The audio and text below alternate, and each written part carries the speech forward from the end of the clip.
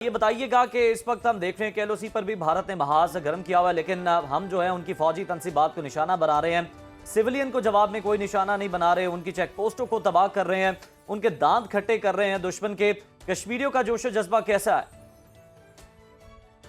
بسم اللہ الرحمن الرحیم۔ میں ساری رات ادھر مظفر آباد میں مجھے آسمان کے اوپر جو بڑی ہیوج فائرنگ ہو رہی تھی، دونوں طرف سے وہ نظر آ رہی تھی۔ میں سمجھتا ہوں کہ کل سارا دن ہم آزاد مظفر آباد میں لوگوں کے بیچ میں رہے۔ آپ یقین جانیے کہ جو آزاد کشمیر کے اندر لوگوں کا اس وقت بلند حوصلہ اور اپنی افواج کے ساتھ شانہ بشانہ کھڑے رہے ہیں، اور جس طریقے سے لوگ اس وقت میں کہتا ہوں کہ جس پیک مورال کے اوپر ہیں، یہ ہم نے پہلے نہیں دیکھا۔ الحمدللہ آزاد کشمیر کے لوگ اپنی افواج پاکستان کے ساتھ ہیں، اور ہم ہندوستان کو یہ بتانا چاہتے ہیں کہ اس کی یہ بزدلانہ ہتھ کنڈے آزاد کشمیر میں لوگوں کے حوصلوں کو پست نہیں کر سکتے۔ اور یقین جانیے کہ لائن آف کنٹرول تو اس طرف بھی مجھے پورا یقین ہے کہ یہی صورتحال ہوگی، وہاں پر بھی لوگوں کے حوصلے اسی طرح بلند و بالا ہوں گے۔ بالکل ٹھیک ہے۔ ماجد صاحب یہ بھی بتائیے گا، کیا پاک بھارت سرحد پر فوجی نقل و حرکت میں اضافہ ہو رہا ہے اور زمینی حقائق کیا اشارہ دے رہے ہیں؟ دیکھیں، ہندوستان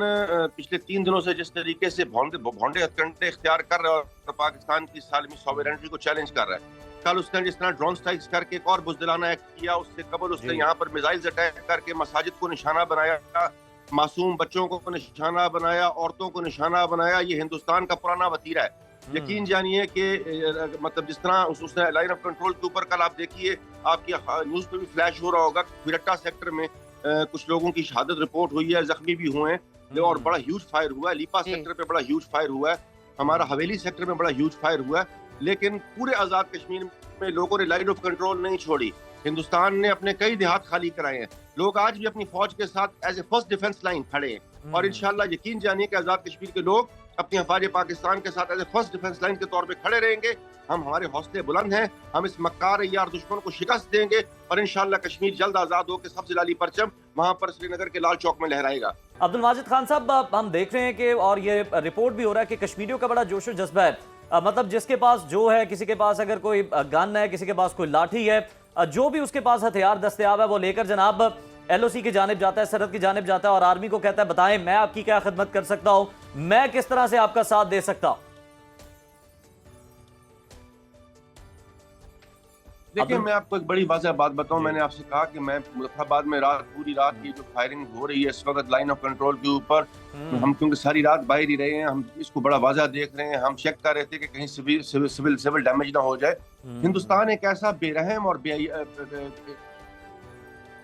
ایسا مکار دشمن ہے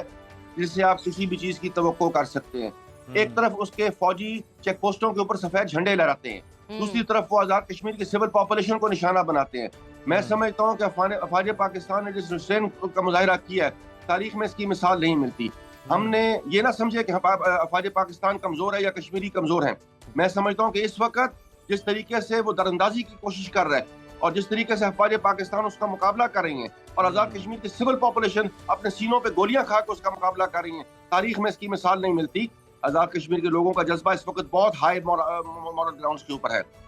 اور ہم اپنی بہادر افواج کے ساتھ مکمل سیسا پلائی دیوار کی طرح کھڑے ہیں، اور انشاءاللہ اللہ تعالیٰ نے چاہا ہندوستان کو شکست فاش ہوگی، وہ ڈرون اڑائے، رافیل اڑائے، یا اسی قسم کے کوئی اور چیزیں لے کے آئے، یا جس طرح کل سے انہوں نے فیک نیوز رن کی ہوئی ہیں۔ کبھی وہ مظفر آباد کے ڈپٹی کمشنر کا ایک جعلی نوٹیفیکیشن پبلش کرتے ہیں اور کہتے ہیں جی کہ مظفر آباد شہر خالی کر دیں، کبھی وہ لاہور کے ڈپٹی کمشنر کا ایک جعلی کرتے ہیں، کبھی وہ D G I S P R کی ڈیپ سیک کے اوپر ایک جعلی ویڈیو بناتے ہیں۔ ہندوستان اس وقت عبد الماجد صاحب، یہی سمجھا جائے کہ پھر بھارت کی ساری یہی کوشش ہے اس پروپیگنڈے کے پیچھے کہ جس طرح مقبوضہ جموں و کشمیر کے اندر اس نے خوف پھیلایا ہوا ہے، اور جو وہاں کے شہری ہیں وہ خوف کے ماحول میں، ہمارے مسلمان بھائی ہیں، وہ اس طرح کا خوف جو ہے وہ یہاں پر بھی پھیلانے کی کوشش کر رہا ہے، جس میں یقیناً وہ کبھی کامیاب تو ہو ہی نہیں سکتا۔